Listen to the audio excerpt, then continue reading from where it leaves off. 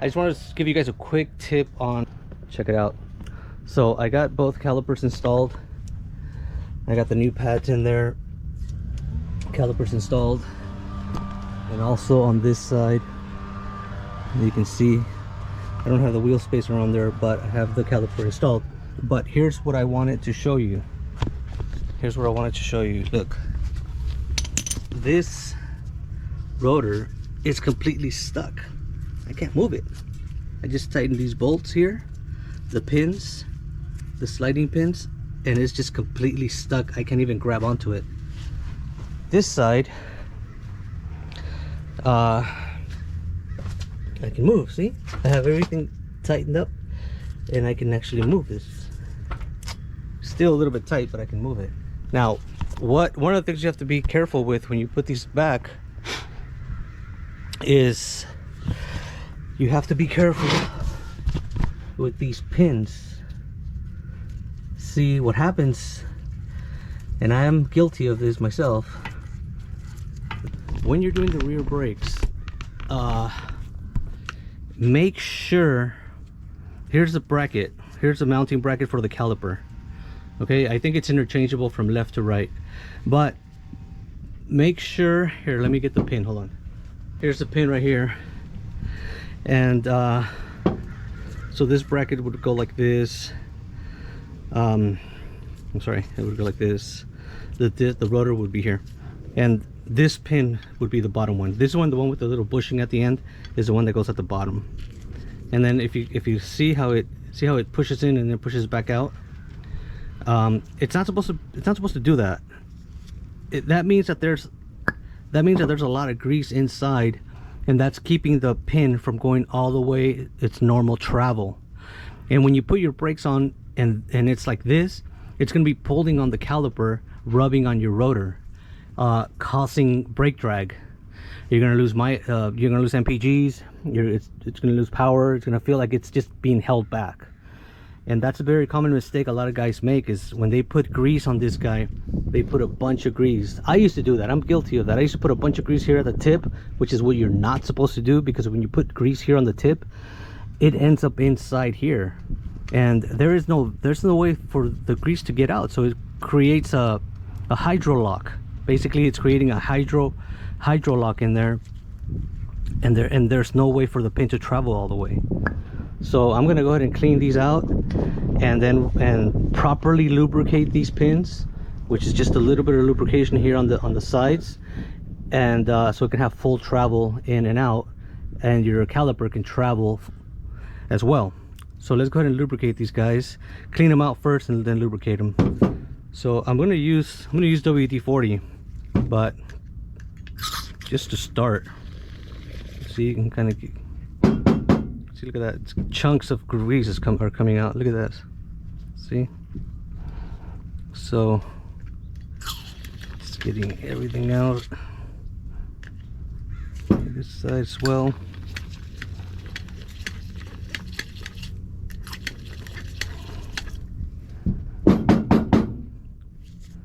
So now let's try it again.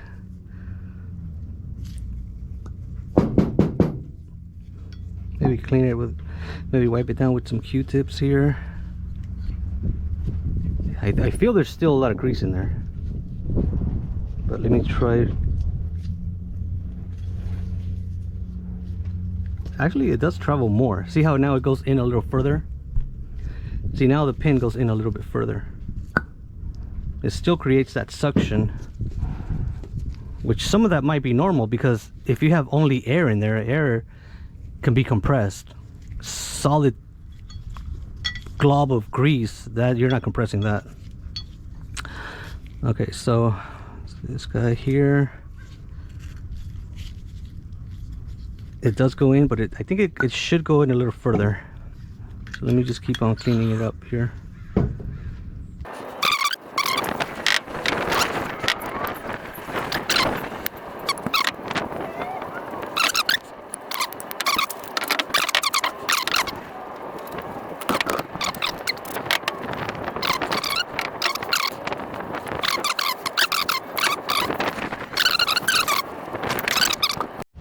Alright guys, so after you get everything cleaned out, all the grease out of there. Get some silicone grease like this guy here, and lubricate your pins before you put them in there. Also make sure you clean your dust bolts. I mean, it doesn't have to be shiny clean or anything, but just clean out all the grime and everything out.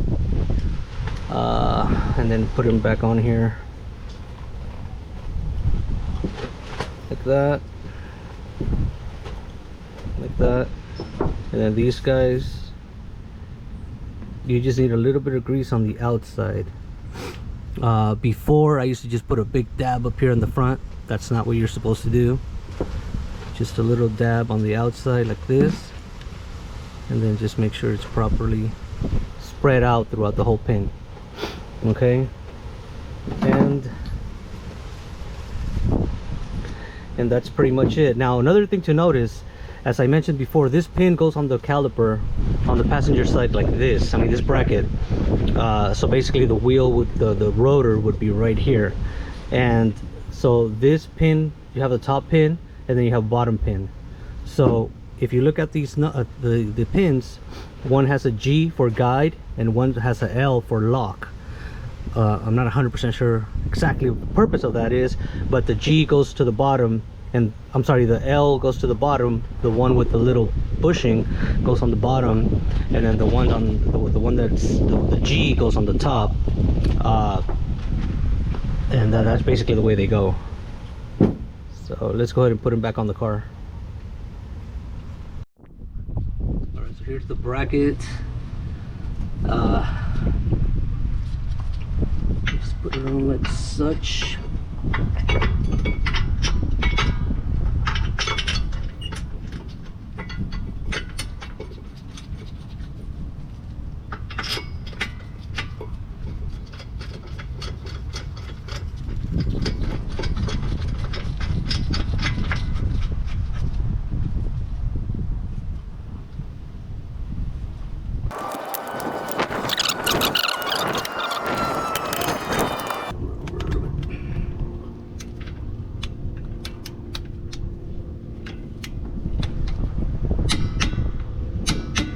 There we go.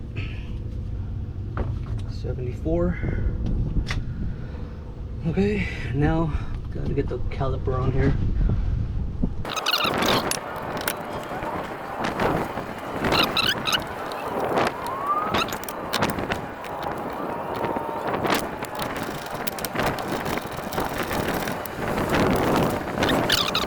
Now everything's on.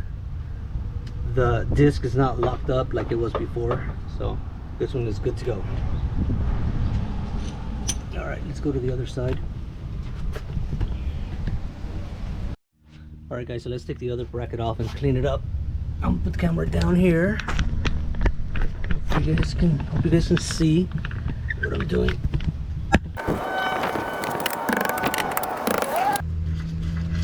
So these, once you crack them loose, you can just do it by hand. Pretty simple.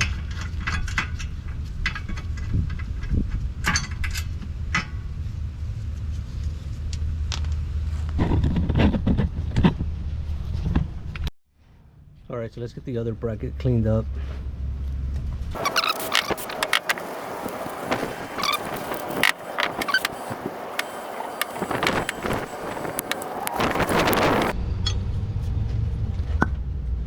See, there's still some grease in there. Look at that. See?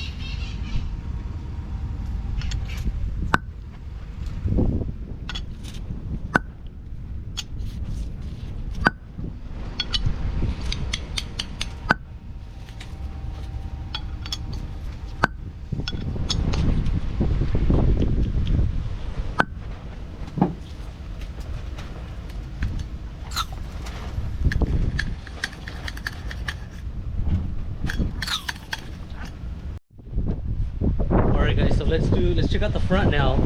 Those little caliper slide pin chambers. Okay, we're gonna check the front. We're not doing the pads on the front, we're just gonna check those out, get the grease out of there. So let's do that now.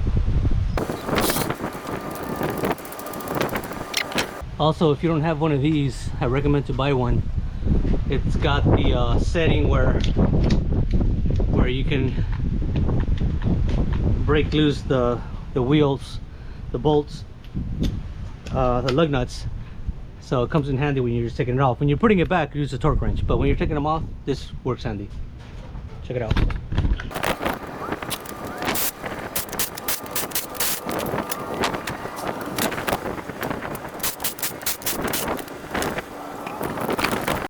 Okay guys, here we are cleaning the brackets for the front calipers, the little chambers for the slide pin right here. Now these, I didn't do the pads on these. I just took them off just so I can check it because I think I over greased it last time I did it. And sure enough, look at the big wad of grease that came out of, they both had a big thing of grease like that. See that? And there was more. That was just part of it. But in these little chambers inside, there was that much grease in there. So basically what that happens is, what happens when you have that, again, as I mentioned before, it doesn't allow this bolt to go all the way in, because it kind of hydro locks the chamber in here with that excess grease. Now on this bottom one, there's this little rubber seal, so I think there's room for expansion if there's grease in there. You know, it doesn't 100% hydro lock, but on the one on the top, it's just completely sealed, just like the ones on the rear, the brackets on the rear. But see, now it goes all the way in, and that's the way it should be. Seems like there's a little more grease in there. I can see right here on the tip. So you kind of, you know, basically using this as a little plunger, and then a little bit of grease comes off. It's pretty insignificant now compared to what it was before. But yeah, so just be sure you clean out these little chambers, and that will avoid a brake drag on your brake system. It'll improve gas mileage. It'll make the Montero feel a little bit lighter. And part of the reason why I figured I would do this is because I have two Monteros. So the beige Montero, for a while, last time I did the brakes, it just seemed like it dragged a little bit, like a little bit less, it felt a little bit heavier, basically is what it is. And compared to my other Montero, you push the gas and it just goes, and it's not like it's excessively more powerful. They have exactly the same engine. It just seems like it takes off a little bit easier than this one. And I think this is gonna help it. I don't know if it's gonna help. It's gonna be 100%, but it's gonna help it. Of course, the blue Montero, when I bought it, I haven't done the brakes on it or anything like that. I haven't screwed it up, but it just feels different, and that's kind of how I got the idea. Wait a minute, what's going on here? And also yesterday when I was doing the rear brakes, I tightened the caliper and it locked the rotor, and I know it's not supposed to do that. You tighten the caliper, the rotor should still turn.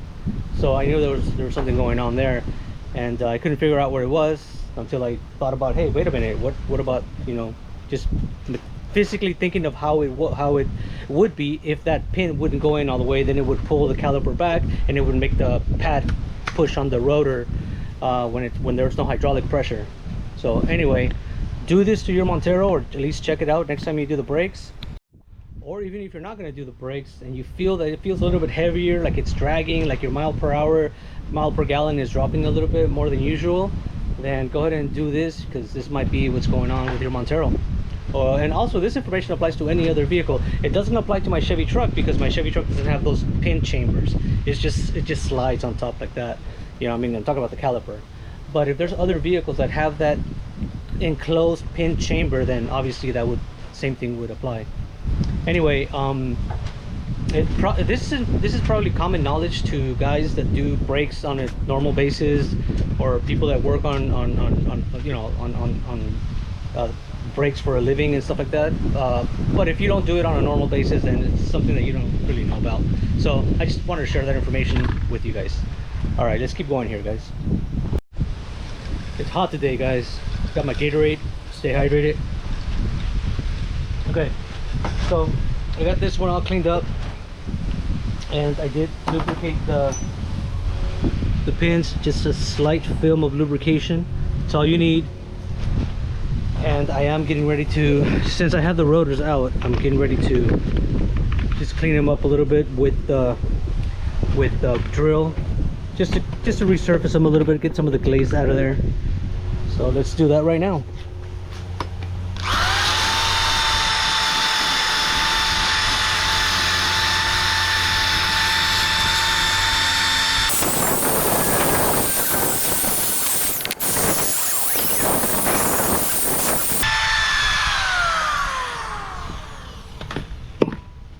And that's it.